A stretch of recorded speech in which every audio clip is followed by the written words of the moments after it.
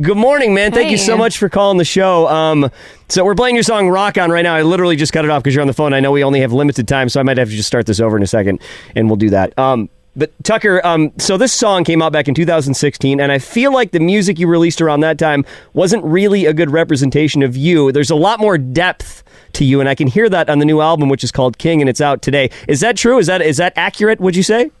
Yeah, absolutely. I mean, that's kind of what led me to make the decision to walk away from my previous record label, just because I knew it wasn't the best representation of what I had and what I wanted to say. So I had to do what I had to do, and now I have the opportunity to make music the way that I always wanted to. And I'm not trying to insult the song. I like the song. I'm playing it. It was a hit. It was a number one song. But man, when you hear this new album, you have been through some stuff, man. Are you okay? I'm good. That's why. Thank God for music. I know, right? Chrissy and I have been talking about this a lot off the air. I don't know if it's COVID-19 or what it is, but I've been really down lately. And when I'm down, music is my life. So I got to find music that I guess that helps me, that relates to me, that reminds me that people are out there and they feel the same way I do sometimes when I'm feeling down. Yeah. And this album, and it's not a total downer album, but there are some tracks in this album, and I was like, shoot, man, he nailed it. The songs, I literally am sitting at my kitchen table last night listening to the album, crying. But, it's, good because I feel like I'm, getting it out. Whatever the hell's wrong with me right now. Well, that's the point of it. I think that's awesome. Totally. That's what I'm going for. That's what music, that's what I've always loved about music is the fact it can be a language for feelings and emotions, and that's how you connect with people. And you got to be vulnerable and honest in your songs to really be able to connect with people on a deeper level, and that's what I love about making music, and no better feeling than to see other people connect with it as well, And you nailed it. And your voice, my wife goes, "Oh my God, who is that? I love his voice. It's so different." And it's Mr. Steal Your Man. Just, dude, this album, even if it doesn't give you a bunch of radio hits, it better get a lot of critical acclaim because it is so good lyrically. I want to talk about the track I Ain't Without You. You wrote this song with your dad, and that's my favorite song on the album so far after listening to it twice all the way through. Can you tell me a little bit about that song? Yeah, man. This whole album I kind of approached as a book or a story that really started in 2015 for me, and that was the last chapter, so to speak, that really that song really put a stamp on this story and really made it come full circle. And it's I wrote it earlier this year, after experiencing my little brother passing away, and I was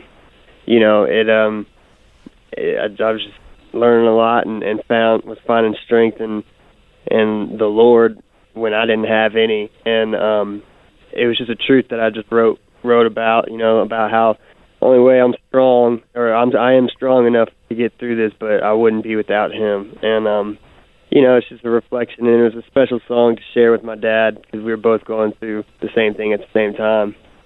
See, and I'm really sorry about your loss, to hear about your brother. That was terrible, man. And I heard the song and I thought, well, somebody broke his heart. This song is clearly about heartbreak. And then I looked at the liner notes and I'm like, oh my God, he wrote it with his dad. It's got to be about his brother. So it's interesting how you can hear music and it's I hear it one way, but you actually meant it another way. But that's okay because music is supposed to be left, for most people, they feel like it's supposed to be left open for interpretation. You hear it how you want to hear it and it hits you how you want it to hit you, right? Exactly. As long as the emotion and where it comes from me, gets across, everybody can interpret it and relate to it how whatever suits them. But as long as they can still feel it, then that's all that really matters. His name is Tucker Beathard. He's on the show right now. His new album, King, is out. And Tucker, we don't put anybody on live. Even Luke Bryan, we taped our interview and you edited it up because you want it to be concise, right? I was going to say, this was very bold of you, and it turned out really good. Good for you, Tucker. I'm actually stalking your Instagram while we're speaking. You made your own guitar? Yeah, I did. It was actually an opportunity at this place, this trade place that they have, and it was one of the coolest experiences I've had. It's been a whole week just building my own guitar, and it's a legit, well-made, good wood guitar. I really didn't realize how much little details go into making. I know. I'm looking at it. It's awesome. Yeah, And man, Tucker, I just wanted back to my point a second ago about putting you on live. Like the album hit me like so hard that I needed to talk to you, and I needed to talk to you about this album like live on the air. So, man, we appreciate your vulnerability in the album, and the music is so good, and it's going to touch everybody in a different way. But it's definitely an album that you got to have. It's my pick for album of the year at every award show. Oh wow! For this year, so I'm not kidding, man. I'm not BSing you. So really appreciate the music. Perfect timing for me, like I said. And Tucker Beathard is his name. The album is called King, and you're going to screw up the spelling of his name. So we're going to just post your name on all of our social platforms so people can find you, because I know people always mispronounce your name and they don't know how the hell to spell it, so we're going to help them. That's awesome. Thanks, man. It means a lot to me. Thanks for listening, and thanks for having me. You got it, Tucker. Take care, man. Congrats, and thank you. Bye, Sir. Tucker. See you, man. See y'all. Bye. Again, his name, Tucker Beathard. A lot of people, they see his name and they'll say Beathard, because that's how it's spelled. Yeah, that's exactly what it looks like. Beathard. But we'll put his name and a link to the album and stuff on our socials, and you can check it out. Here, I'll play rock on. I'm going to put the song back on because we cut the damn thing off. Oh, before I get to that, hang on. Live radio. A lot of ADD. A lot of ADD on this show. When I get excited, I get incredibly ADD. I'm all over the place. And I want to play you the song that we talked about that he wrote for his brother. His brother that passed away, he was actually murdered. He was stabbed at a club. Really? His brother was, yeah. Oh. The song that he wrote with his dad, because Tucker Beathard's dad is a famous songwriter in Nashville. His name is Casey Beathard. He wrote this song with his dad. It's called I Ain't Without You. I just want to play you a clip of this.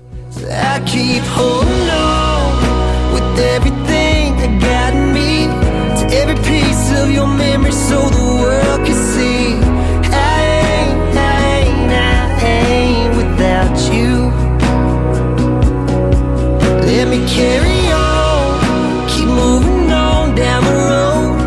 Let them call me strong, but we both know I ain't without you. That's Tucker Beathard. That's my favorite song on the album. It's called I Ain't Without You. And I just decided I'm going to play the whole damn song because I can, because we can. Because the boss is out of town, so we're going to play the whole thing right now. You want to? Absolutely.